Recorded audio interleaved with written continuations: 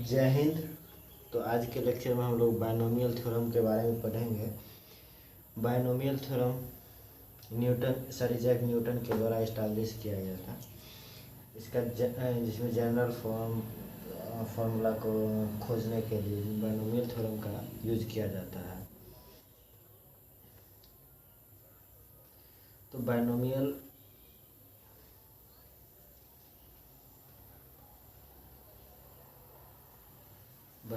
Theorem कुछ sir इज़ैक Newton ने establish किया था।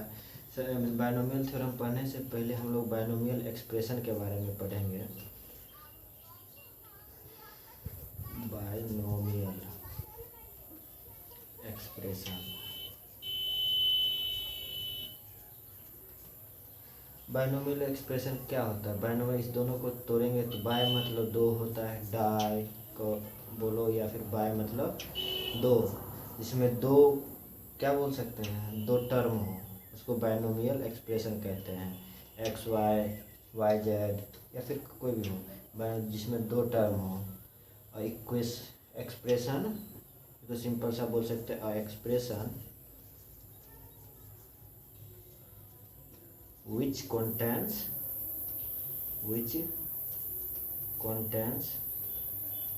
two terms called binomial expression। जैसे x plus y, x square plus y square, इसी टाइप से। ठीक है, अब चलते हैं बायनोमियल थ्योरम के आगे। ठीक है, बायनोमियल थ्योरम को डिफाइन करते हैं। The formula by which any power of a binomial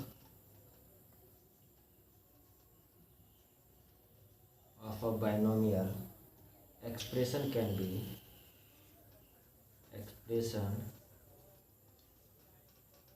be expanded in the form of series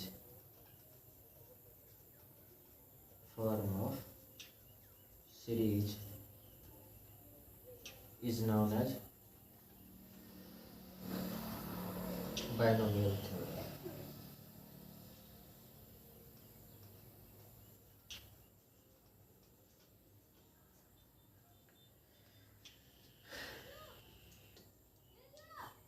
इसको सिंपल सा भाषा में हम लोग ऐसे लिख सकते हैं, जनरली में इतना बड़ा फार्मूला की जगह पे हम एक सिंपल सा छोटा एक सेंटेंस में हम लोग लिख सकते हैं।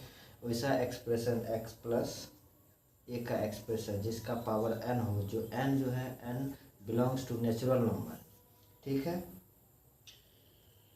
इसी एक्सप्रेशन को बायनोमियल थ्योरम का, इसको सॉल्व करने या फिर एक्सपेंड करने के तरीका को, शॉर्ट फॉर्म है x plus n, short form है। इसको एक्सपेंड मतलब लंबा करने के लिए, इसको तोड़ने के लिए इसको वो बोलते हैं, बायनोमियल थ्योरम का यूज़ करते हैं। जैसे x प्लस एन, ए का होल पावर n है, तो n c0 c0 x0 n1 plus n c1 x1 और n पावर n माइनस 1। ठीक है, इसी टाइप से n c2 x power 2 n power n minus 2। ठीक है, एक पावर। ठीक है, सेम इसी टाइप से यहाँ से ये हर जगह सेम ही रहेगा। ठीक है, यहाँ से ये बढ़ेगा, यहाँ बढ़ेगा, एक कहीं एक जगह बढ़ेगा, यहाँ घटेगा, यहाँ बढ़ेगा, यहाँ घटेगा। ठीक है, कहीं एक जगह बढ़ेगा, एक जगह घटेगा। ठीक है, इसी तरह होते होते plus dot dot dot n c power n x power n एक पावर 0, इस टाइप से हो जाएगा, हमारा एक्सपेंड करेगा। ठीक है, इसके लिए नेक्स्ट टर्म जैसे कि इसमें किसी भी क्वेश्चन में पूछते हैं कोफिशिएंट ऑफ नेक्स्ट टर्म क्या होगा, तो उसके लिए हम सिंपल सा फॉर्मूला या फिर पास्कल्स ट्रायंगल लॉ ऑफ, इसे करने से अच्छा है पास्कल्स। आपको हम triangle law of Pascal's triangle law भी हम बताएंगे, अभी जस्ट उसको रिवाइज करेंगे।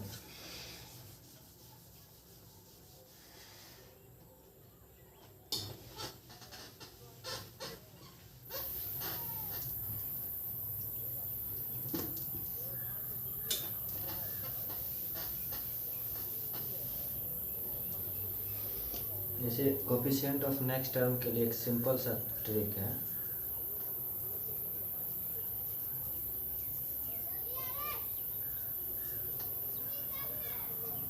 कोफिशिएंट ऑफ नेक्स्ट टर्म के लिए जैसे इसका होगा पावर जो दिया हुआ so into coefficient by number of nth term, जो टर्म पूछेगा, ठीक है। तो इस ये फॉर्मूला के बेसिस पे हम लोग कोफिशिएंट निकाल सकते हैं, नेक्स्ट टर्म का कोफिशिएंट। एग्जांपल के तौर पर जैसे x प्लस ए का होल स्क्वायर है, तो एक्स स्क्वायर एक power 0 plus 2x1 a1 plus x power 0 एक पावर 2, ठीक है। सेम इसी टाइप से x प्लस ए का होल क्यूब बराबर x cube a0 plus 3x square एक पावर 1 प्लस 3x एक पावर 2 प्लस एक पावर 3x0, ठीक है। इसी टाइप से इसके कुछ नोट पॉइंट हैं जिसको आप नोट डाउन कर सकते हैं या फिर ध्यान रख सकते हैं, इसका 2-5-6 एक नोट है, इसको आप लोग समझ जाएंगे तो पूरा बायनोमियल थ्योरम बस कुछ ही मिनटों में आप सॉल्व कर सकते हैं, किसी भी क्वेश्चन को एक्सपेंड कर सकते हैं। जैसे सबसे पहले हम लोग पहला note,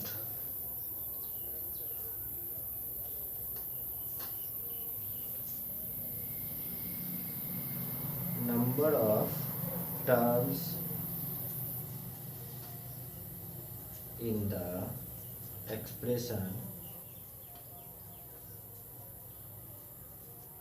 of x plus a to the power n is n plus 1, that is one more than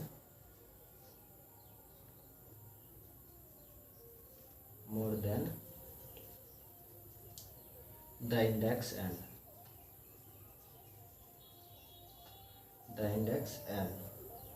दूसरा पॉइंट है in each term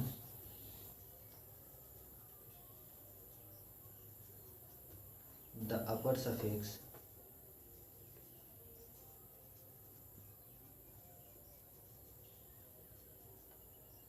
of C is the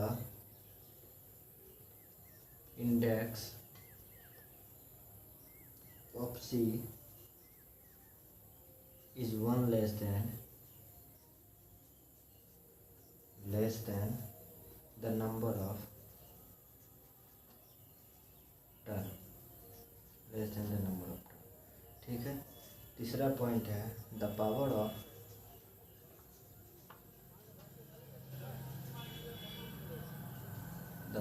the first term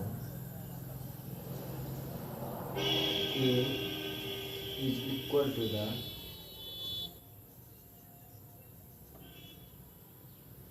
difference of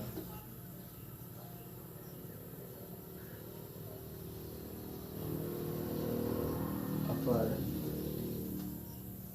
and the lower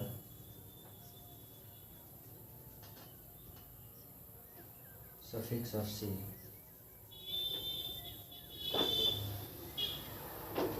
चौथा point है the power of second term is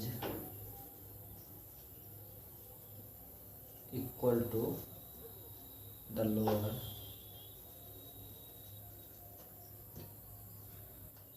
suffix of C।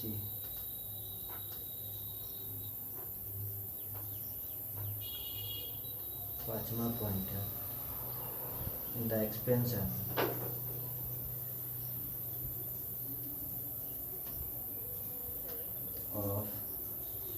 plus x to the power n, the sum of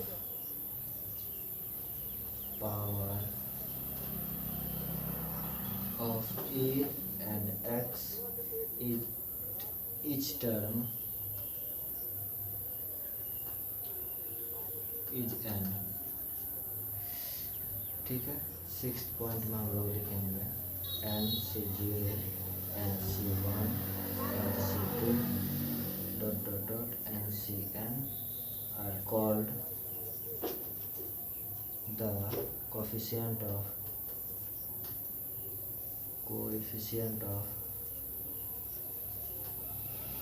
first, second, third dot dot dot n plus 1th term respectively. ठीक है, जैसे कि पहला point को इस बोल सकते हैं नंबर ऑफ टर्म को कैसे क्या होगा, n प्लस n जो है n ऊपर में नंबर ऑफ टर्म को इंडिकेट करेगा और each term upper suffix is of c is the index of c। c जो है c को इंडेक्स माना गया है और अपर जो सबसे ऊपर वाला होगा उसको इंडेक्स और लेस वाला टर्म होगा डिफरेंस ऑफ टर्म। ठीक है, the power of the first term a is equal to the difference of upper and lower suffix of c। ठीक है, पावर फर्स्ट टर्म और सेकेंड टर्म का डिफरेंस जो इक्वल होगा अपर टर्म और first term का डिफरेंस जो lower suffix के इक्वल होगा। ठीक है, the power of second term is equal to the lower suffix of x.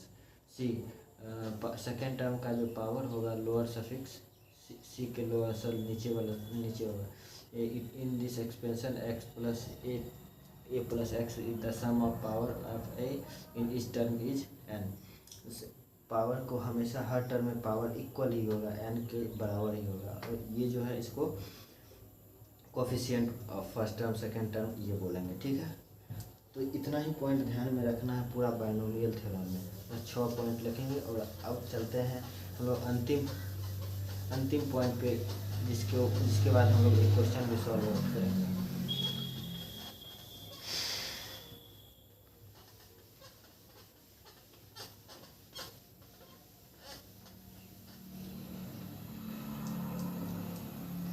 ठीक है, पास्कल ट्रायंगल लॉ। ये लॉ समझ जाने पर किसी भी दिया हुआ पावर को हम एक्सपेंड आराम से कर सकते हैं, बहुत ही स्मूथली कर सकते हैं। जैसे इसका सिंपल सा समझने का है, इंडेक्स ऑफ बाइनोमियल इधर कोफिशिएंट तो जानते हैं जिसमें न्यूमेरिकल वैल्यू हो।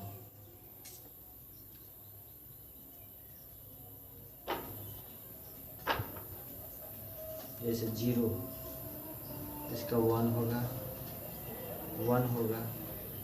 1 डेल्टा 1 2 हुआ 1 डेल्टा 2 डेल्टा 1। ठीक है, 3 हुआ 3 delta 2 delta 1 delta 3 delta 3 delta 1। ये समझ रहे हैं आप, इसको जोड़ करके यहाँ लिख रहे हैं, इसको जोड़ करके यहाँ लिख रहे हैं। 4 का 1 डेल्टा 3 1 4 डेल्टा 3 3 6 डेल्टा 3 1 4 डेल्टा 1। ठीक है, दोनों साइड पूरा 1 1 का ही चलेगा। यहाँ बीच में इस दोनों के बीच में इस दोनों का जोड़ बीच में लिखाएगा, इस दोनों का जोड़ बीच में लिखाएगा, इस दोनों सेम इसी टाइप से जितना हमको मन होगा उतना लिखेंगे। 1 delta 4 1 5 delta 6 4 10 delta 6 4 10 delta 4 1 5 delta 1। ठीक है, इसी टाइप से हम पूरा पास्कल ट्रायंगल लॉ में यही पॉइंट ध्यान में रखना होता है, बाकी बात और कुछ भी नहीं। जैसे कि इसके जैसे x power a to the power n हमको क्वेश्चन है कोई, तो n C0 x power n 1 power 0 plus जैसे जैसे यहाँ बढ़ेगा वैसे वैसे यहाँ बढ़ेगा, यहाँ घटेगा, ठीक है। अगर यहाँ जीरो कर दिए, यहाँ बढ़ाएंगे तो यहाँ घटेगा, ठीक है। तो n C one x power n minus one एक power one plus n C two x power n minus two एक पावर टू, ठीक है। इसी dot dot dot n C power n x power zero एक power n, ठीक है। इस type से बनता है, ठीक है। इसके बाद हम जनरल, जैसे कि हम लोग को पूछते हैं टी ट्रायंगल ऑफ पास्कल को, उसको डिफाइन कीजिए, नहीं तो डिफिनेशन तो आप लोग खुद से जांचिए, जैसे कि आप लोग जानते हैं तो रिविजन के तौर पे हम बता रहे हैं। तो उसी में हम लोग एक क्वेश्चन, इस पर पूरा ऑब्जर्वेशन पे क्वेश्चन एक करेंगे, ठीक है।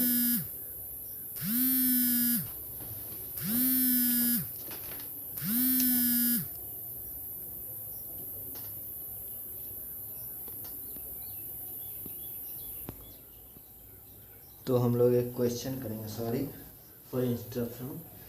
तो हम लोग एक क्वेश्चन करते हैं, ठीक है।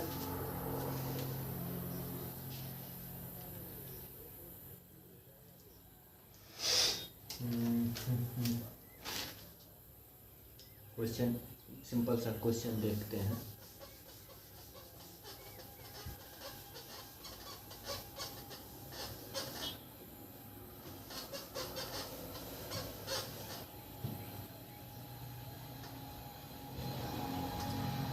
क्वेश्चन है सिंपल सा, x plus 2 power 10 then find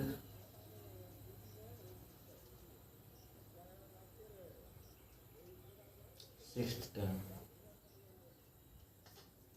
ठीक है। t r plus 1 n C r x n minus r एक पावर आर, सॉरी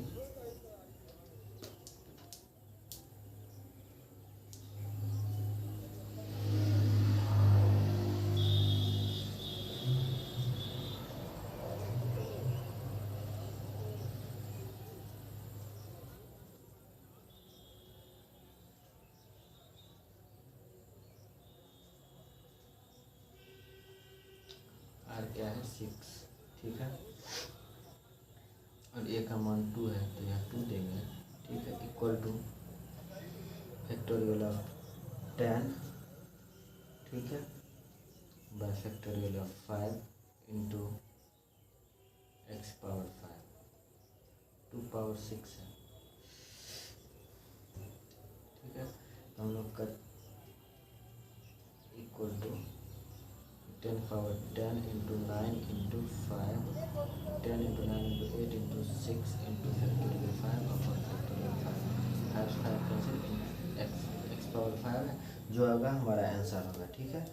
उसके बाद हम लोग बस इतना ही है। हम लोग जैसे कि हम लोग चाहेंगे तो इस पर और भी बहुत सारा क्वेश्चन और इसके ऊपर ऑब्जर्वेशनल चीज़, जैसे कि total number of term x power, total number of x power एक पावर एन का, इसका टोटल नंबर ऑफ टर्म क्या होगा एन प्लस 1। इसका एक बड़ा होता है, टर्म आउट में एक ज़्यादा होता है, और इसका और इस ये दोनों का जोड़ हमेशा हर टर्म में इक्वल होता है, इक्वल डिग्री ऑफ बाइनोमियल, इसीलिए हम लोग इक्वल डिग्री ऑफ बाइनोमियल, इसका और इसका जोड़ पावर का जोड़ हमेशा इक्वल होता है हर एक पॉइंट में। The coefficient of the equidistant term from the first and last always equal, first term का कोफिशिएंट और लास्ट टर्म का कोफिशिएंट हमेशा इक्वल है। जैसे हम लोग पास्कल लॉ में 1 1 दिए थे, डेल्टा 2 जैसे डेल्टा 5 डेल्टा इस टाइप से दिए थे।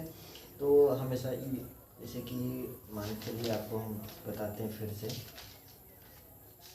ट्रायंगल ऑफ पास्कल, जैसे कि 1 delta 5 delta 10 delta 10 delta 5 delta 1 दिए थे। तो ठीक है, 1 1 इक्वल है 5 5 इक्वल है 10 10 इक्वल है, इस टाइप से हमेशा कोफिशिएंट हमेशा इक्वल रहता है, ठीक है। ये दोनों का सम हमेशा इक्वल रहता है, ठीक है।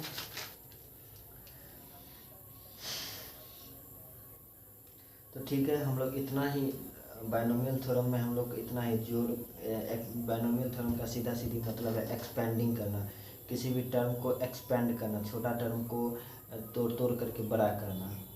और वो उसके लिए हम बता ही दिए कैसे एक्स पावर एन को कैसे triangle law of Pascal's triangle law of करके हम लोग तोड़ सकते हैं। ठीक है, जैसे कि मिड टर्म के लिए सिंपल सा है कि बायनोमियल एन, जो एन इवन नंबर होगा एन, इसका मिड टर्म कहेगा, इसका मिड टर्म जैसे एक्स प्लस ए का एन है तो इसका मिड टर्म कहेगा। तो इसके लिए सिंपल सा, अगर ये एन इवन है तो n/2 + 1 कर देंगे तो इसका मिड टर्म आ जाएगा। ठीक है, उसके बाद अगर इवन ऑड रहेगा तो n+1/2 + 2 का टर्म, या फिर n+3/2 टर्म हमारा ये हो जाएगा मिड टर्म। ठीक है, तो हम लोग आज के लिए इतना ही रखते हैं, फिर मिलते हैं नेक्स्ट लेक्चर में, तब तक के लिए बाय।